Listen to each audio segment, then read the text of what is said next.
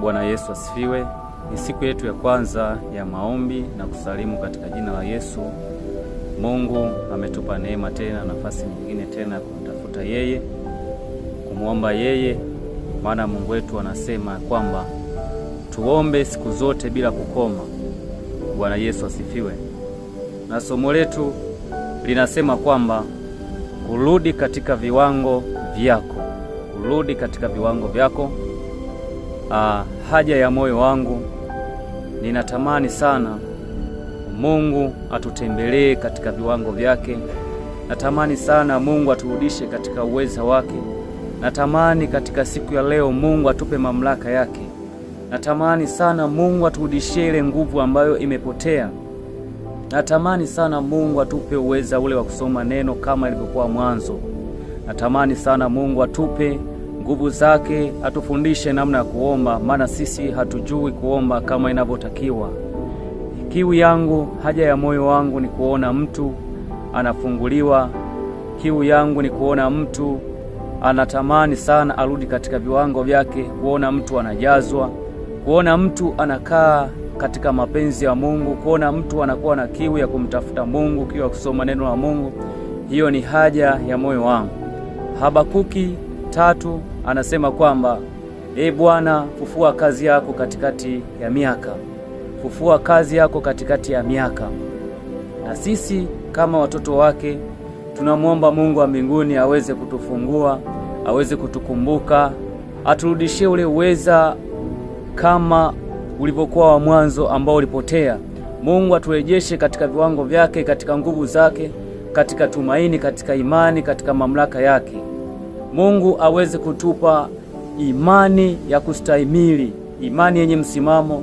Mungu aweze kutufundisha maneno yake matakatifu. Na katika siku ya leo tutakwenda kuangalia au kuomba juu ya kiwango ambacho mtu amekipoteza kwa njia ya neno. Ulikuwa mtu zamani unasoma maneno ya Mungu matakatifu hata mara 2 kwa siku, mara 1 kwa siku, mara 3 kwa siku, mara 7 kwa siku, mara 5 kwa siku. Lakini hicho kiwango kimepotea. Kimepotea kwa sababu gani? Shetani kazi yake ni kuiba, kuchinja na kuharibu, lakini Yesu alikuja duniani tuwe na uzima, kisha tuwe nao tele. Mungu wa mbinguni aweze kutusaidia sana tusimame katika neno lake.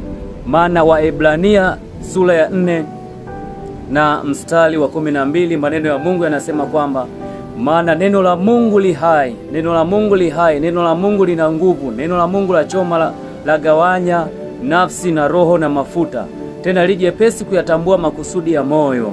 Mungu wa mbinguni aweze kukusaidia. Mungu wa mbinguni aweze kuleta uhai wa neno lake ambalo lilikuwa limepotea katika moyo wako. Katika siku ya leo, Yeremia 23:29 maneno ya Mungu yanasema ya kwamba neno la Mungu sio kama moto, neno la Mungu sio kama nyundo ambayo inaweza ikavunja vipande. Neno la Mungu linaweza likavunja vipande. Hata kama jambo lilikuwa limekuwa gumu, hata kama kizuizi kimekuwa kigumu, lakini neno la Mungu katika siku ya leo tunaliachilia liende kama nyundo, likavunje vipande ambavyo vilikuwa vimesimama katika maisha yako, vimesimama hausomi neno. Neno la Mungu tunaliachilia katika siku ya leo. Ninaliachilia katika siku ya leo. Ninaachilia neno la Mungu, ninaachilia liende kama moto. Hata kama nafsi zilikuwa zimekataa, hata kama nafsi zilikuwa zimefungwa, lakini kwa uweza wa Bwana naliachilia neno, nalituma neno. Maana Mungu anasema kwamba unaliagiza neno lako, unalituma neno lako kuwatoa watu kwenye mateso, kuwatoa watu kwenye maangamizo yao, katika jina la Yesu Kristo wa Nazareti. Ikawe hivyo katika maisha yako, ikawe hivyo. Neno la Mungu likalete uzima, neno la Mungu likafufue, neno la Mungu likakutoe kwenye giza, likakutoe kwenye shimo. Neno la Kristo naliachilia, naliagiza, nalituma kwa jina la Yesu Kristo wa Nazareti. Kwenye mikusanyiko ya maji nalituma kwa jina la Yesu. Kwenye madhabahu za majini nalituma neno la Kristo. Kwenye madhabahu za nchi kavu, kwenye madhabahu za angani nalituma neno lako Bwana. Bwana, nalituma kama Bwana uishivyo, ukakutane na huyo mtu ambaye anakutana na hiyo shida, anakutana na ugumu, anakutana na upinzani wa kila namna, upinzani wa kusoma neno. Akijaribu kusoma neno anasinzia, akijaribu kutaka kusoma neno shetani anamletea vizuizi, anamletea vikwazo. Lakini nalituma neno lako Bwana, nalituma neno lako liende kama nyundo, likavunje vunje katika jina Yesu, viambaza vyote, vizuizi vyote, likavunje hilo neno, likavunje hata kama mahali ulikuwa mlima mrefu, ulikuwa mlima mgumu, lakini neno lako likaende kama nyundo, neno liende kama moto, neno liende kama moto, likateketeze, likaharibu kila upinzani wa kila namna, likateketeze ugumu, likateketeze fikra ambazo zilikuwa zimekamatwa, zimeshindikana. Lakini neno la Bwana linaweza. Neno lako likalete uzima, neno lako likafufue katikati ya miaka,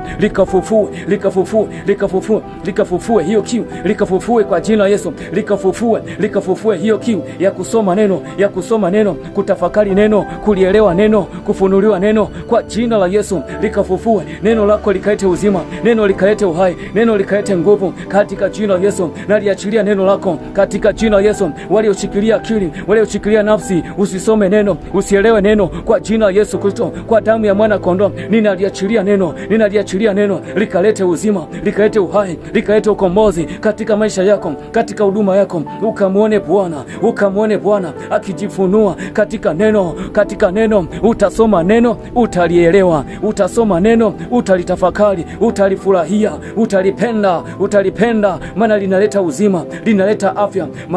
Maneno niliyowaambia, Yesu anasema kwamba maneno niliyowaambia ni roho tena ni uzima. Kwa jina la Yesu, roho ndio inayotia uzima.